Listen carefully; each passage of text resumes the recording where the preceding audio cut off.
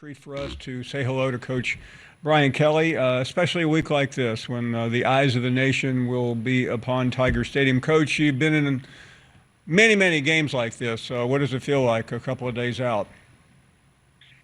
Well, it's exciting. I mean, that's why you come to a place like LSU. You want these opportunities and the challenges that come with it. And playing a really a talented football team. I think across the board, position to position group coaching. It's the most complete team we're going to play all year. So it's exciting.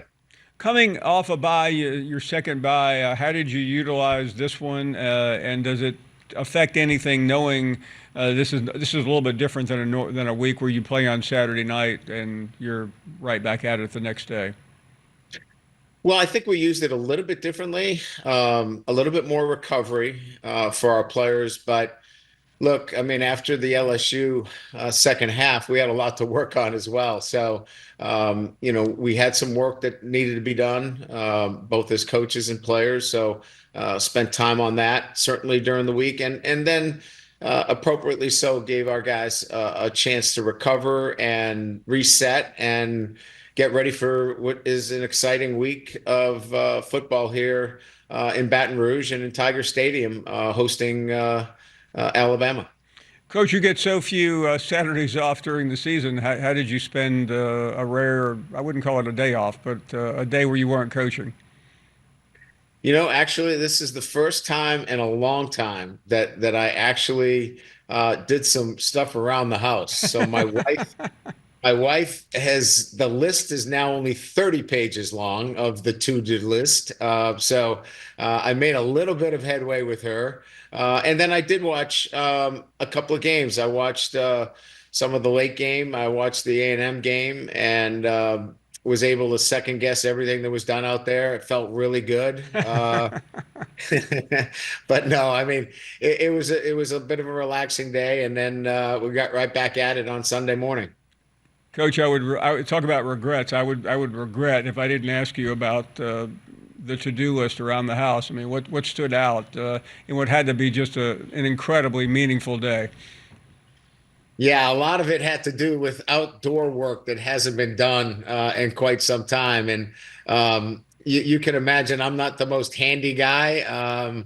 I've done 34 years of coaching. So, this pesky day job gets in the way of being a good gardener. So, cutting the lawn, doing that stuff. We usually have somebody that does it, but they hadn't been around. So I got a chance to do a little bit of that, and it was actually relaxing.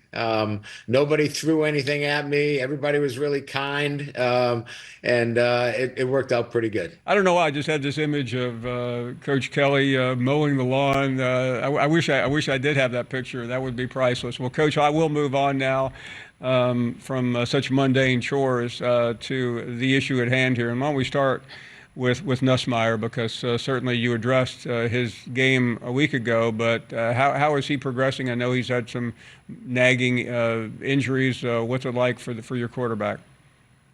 Well, I think he's healthy. There's no doubt about that. I think, look, he's a first-time starter, and he had a rough patch. But I would think we would all have been amazed is if a first-time starter didn't have a rough patch. I think, he's certainly going to grow from it. I think he's going to be better because of it.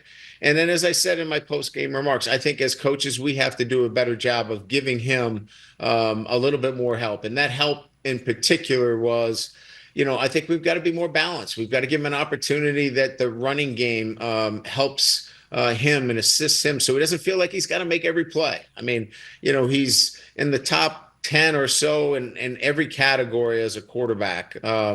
And we've got to be able to make him feel as though he has other weapons other than just throwing the football every down.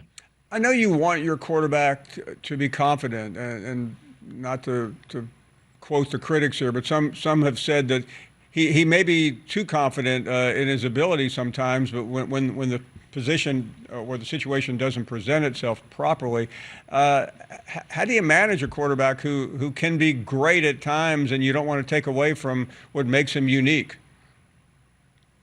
Yeah, and I think There are times where a quarterback is using his confidence to a point where he's not realistic about what he's doing. I'm not saying that that's Garrett's case at all. I think what he was doing was forcing things and pressing because he felt like he was the guy that had to make the plays instead of having a balanced offense in terms of the runs and the screens and some other things, misdirection.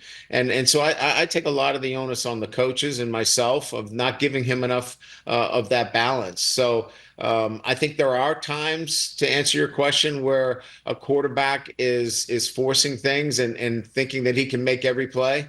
I don't know that that was the case with Garrett. I think he's just going to know that zero is a good play too, and move forward, and zero is okay. Speaking of quarterbacks, you saw plenty of Milroe last year in Yeah. Tuscaloosa. It was perhaps his best game of the year against Jaden Daniels. How do you prepare for someone like him? Well, it's much different than last year, Paul. They were trying to figure out who the starting quarterback was most of the year. They were in and out of different systems, trying to figure out what was best. Now, in Coach DeBoer's offense, he's had a whole spring, preseason, and the entire season. So, he's in a much better rhythm within this offensive structure. But it's still, Jaden Milroe is a dual threat quarterback. He can hurt you running, scrambling, keeping plays alive. Outside the pocket, he is so dangerous, and he has a live arm. He certainly can throw the football down the field. So you're dealing with what, as we're seeing in college football is somebody that can extend plays, and he can hurt you with his feet, and he can certainly throw the football. So very dangerous quarterback. Coach, you've had many big wins in your career. One of the biggest at LSU was 2 years ago in this exact spot in overtime against Nick Saban. Saban will be there Saturday, as you well know. I know you spent time with him as he has been digging down on all the SEC teams. Are you going to let him around the facilities or practice, or is there a hands off because he's still on the payroll at Alabama? Yeah, he still has an office over there in Alabama, so I'm not sure, but what they say is, keep your friends close, keep your enemies closer. So we're going to let him hang around a little bit, but we're not going to let him in the locker room. That's for sure. I wondered about that, and I don't need to even ask you about Saturday night because everybody from in the media makes a bigger deal maybe than it's worth. Although it does seem to be worth a lot, the mystique of Saturday night at Tiger Stadium. But having been there a million times, there's no mystique. There's no crowd that's louder than for the Alabama game. Just I know you're happy where this game landed, but what does that crowd mean to you as this game hits the fourth quarter Saturday night? Well, it won't mean much if we're not playing well. They're like every other crowd. They won't be too happy if we're not playing well. It starts with your team. It starts with your team's ability to capture your crowd and keep them into the game and keep them engaged in the game. And quite like at the second quarter and College Station, we had that crowd of over 100,000 quiet at A&M, but we woke them up when we didn't play very well, and they started playing well. So it'll be the same thing. We've got to keep our crowd engaged. We have to play well and execute at a high level. If we do that, Tiger Stadium is a very difficult place to play for visiting teams. All the best, Coach. Thanks for making time for us on this Monday. Thanks, Paul. Take care. You bet.